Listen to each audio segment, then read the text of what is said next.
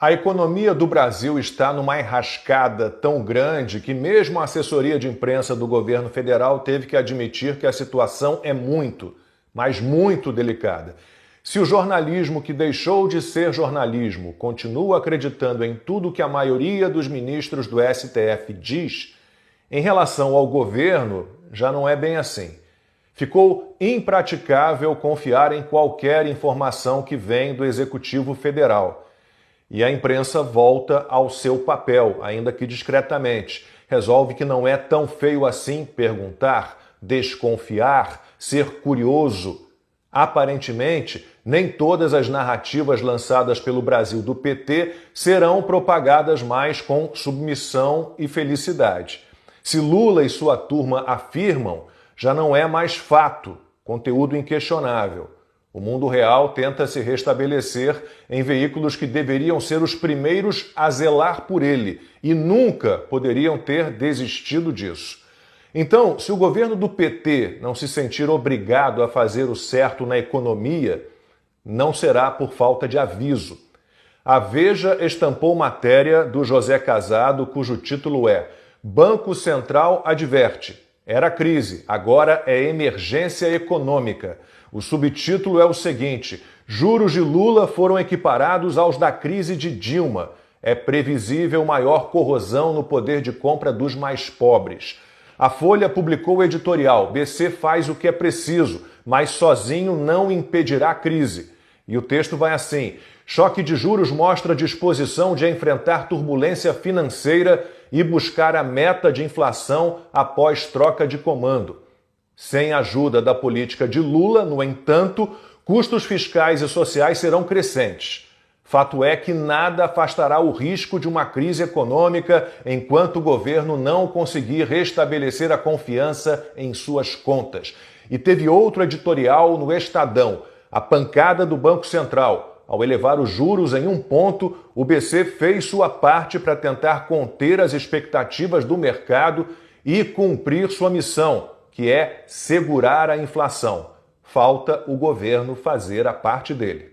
Infelizmente, a redenção, mesmo que apenas na área econômica, ainda não veio para toda a imprensa. Há ainda os que não se importam em incorporar um prefixo separado apenas por hífen daquilo que já foi sua profissão. Os ex-jornalistas em atividade se especializaram em voltas, volteios, piruetas, malabarismos. Usei eufemismos, talvez por delicadeza a pessoas com as quais trabalhei por alguns anos. O correto seria apontar-lhes o dedo e dizer desonestos, mentirosos ou coisa pior. A comentarista da Globo News, Flávia Oliveira, por exemplo, acusou o Banco Central de querer produzir uma recessão no Brasil. Com que desfaçatez alguém omite que a decisão do BC de aumentar os juros em 1 ponto percentual foi unânime e que a maioria dos diretores do banco foi indicada por Lula. Dessa forma, não ficou claro para mim quem está querendo verdadeiramente destruir o Brasil. Miriam Leitão não deve ter se sentido tão à vontade para usar de novo a historinha do veja como isso é bom. Agora ela mudou para não está tão ruim assim. Em artigo no Globo, ela afirmou que o Banco Central aplica tratamento de choque em momento que é difícil, mas não apocalíptico. Miriam destaca que o déficit fiscal em 2024 será metade do projetado pelo mercado. Para se ter uma ideia, o país no ano passado terminou com 2,4% do PIB de déficit primário, em parte pela herança do governo anterior. Para este ano, o mercado previa um déficit de 90 a 100 bilhões de reais. E o país deve terminar o ano com um déficit de 48 bilhões, 0,4% do PIB. Um número muito melhor do que o esperado. A receita está crescendo a 10% no acumulado até novembro. A memória seletiva da colunista do Globo a impediu de citar que no último ano do governo Bolsonaro houve superávit de mais de 54 bilhões de reais. Ela está no grupo que tratava a PEC da gastança, ou PEC kamikaze, de PEC da transição, e que apoiou a troca do teto de gastos pela farsa do arcabouço fiscal. Lula não tem culpa de nada. Ele sempre recebe uma herança maldita. Foi assim também quando o petista sucedeu a Fernando Henrique Cardoso. Miriam ainda fez questão de não lembrar que o governo Lula tinha prometido déficit fiscal zero para este ano. Depois, disse que seria só no ano que vem.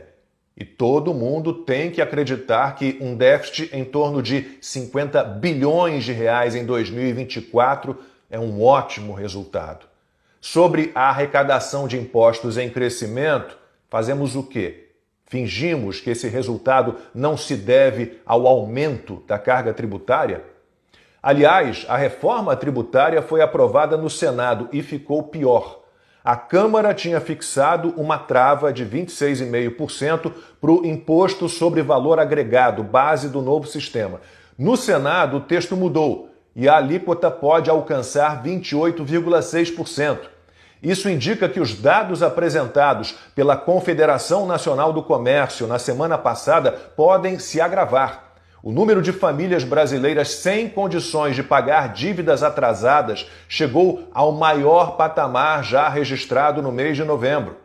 8 em cada 10 famílias que ganham até 3 salários mínimos estão endividadas. E essa é apenas mais uma pesquisa. Minha coluna anterior já apresentou outros números bem preocupantes.